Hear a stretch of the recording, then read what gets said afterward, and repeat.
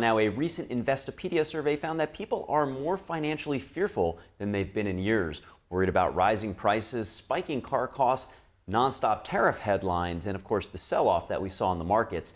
That fear often leads to bad decisions, but can it also be a turning point? Well, joining us now for tips on navigating these uncertain times is Lawrence Sprung, the founder of Mitlin Financial and the author of Financial Planning Made Personal. Good to have you with us. Thanks for having me. Yeah, and I want to start with the drastic changes in the market recently. How do you approach investing, and how important is mindset to that?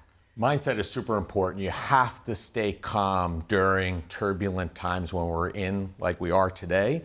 It's very important. So important that if you look since 1990, the markets, the S&P has averaged 9.8% return over that period of time. If you miss the 10 best days, your average return drops by 20% and goes to negative 12.8. The interesting thing is that the majority of those up days, those 10 days, come after bad days like we've seen. So you have to keep that mindset, understand, and keep long-term focus. Now, a lot of people with the sell-off lost a lot of their money on paper, and that causes, as you said, it's important to stay calm, but that fight or flight tendency tends to come on where people are not making rational decisions. So what can people do to stay calm and rational as they navigate what's today certainly going to be potentially a challenging day in the headlines? You have to put it in perspective. You have to look at where we've been and where we are, right? Although we have come down from where we were a week, 2, 3 ago, we're still significantly higher than we were 1, 3, 5, and 10 years ago. So there's been some significant gains, but we've given some of that back. Even over the last 2 years, we've seen some significant returns. So I think, one, you got to put it in perspective and understand. Don't look at where you were from the high. Look at where you were from 3 years ago. Are you still ahead?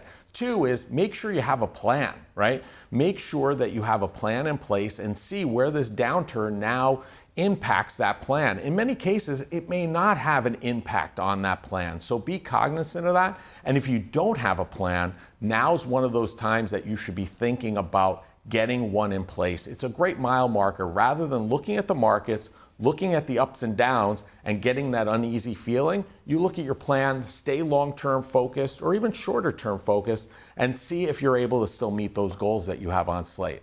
And I do know that even just having a financial plan can reduce the stress surrounding people's personal finances, and yet it can't ensure that it gets followed, right?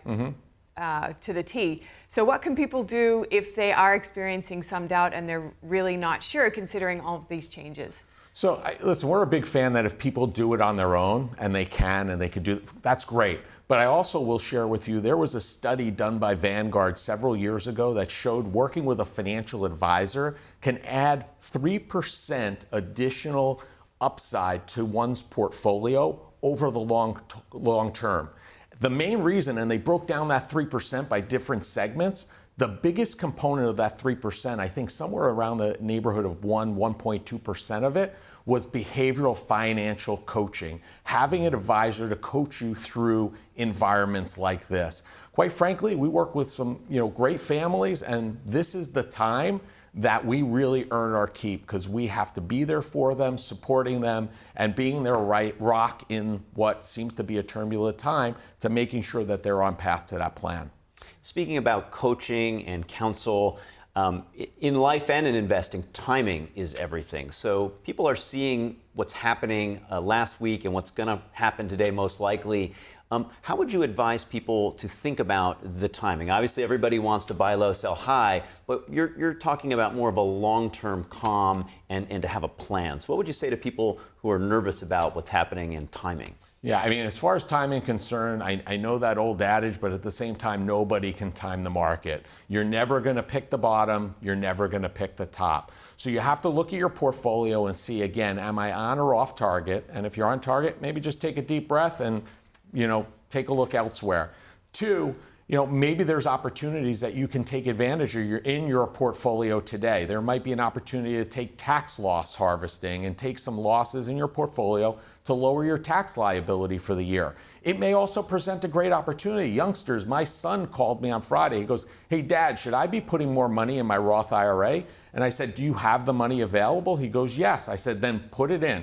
It may not be the bottom, but we're pretty close. So why not take advantage of that and get that upside?" And then if you're looking to put in way larger sums of money for your financial future, don't maybe go all at once. Maybe take 50%. We had a family call in, was thinking about adding money to their portfolio last week. I said, "Listen, I don't know if this is the bottom.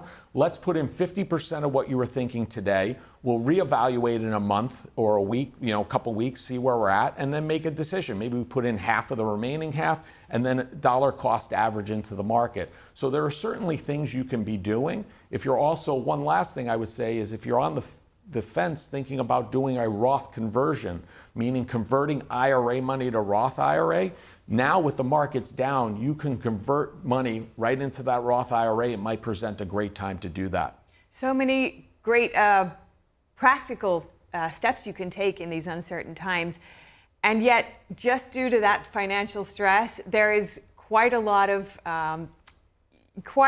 consequences, really, like your relationships, potentially self-esteem, lifestyle choices, all of these things. What do you advise people in terms of dealing with the fallout from financial stress? Take care of yourself first. I mean, it's very important. We talk about mindset. It's important that during these times that you take a deep breath. If you meditate. If you don't, maybe you should start. Make sure you're eating right, exercising, getting plenty of sleep. These are things that can all help deal with and adjust to what we're going through in the moment, because the last thing you want to do, the most detrimental thing you can do, is panic and do something that could affect you long term.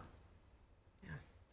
Well, thank you so much for coming in today. This has been really informative, and I think also presented some hope for people as well who may be struggling right now. Thank you. Sure. Yeah. For sure. Lawrence Sprung, Mitlin Financial. Thank you. Appreciate it.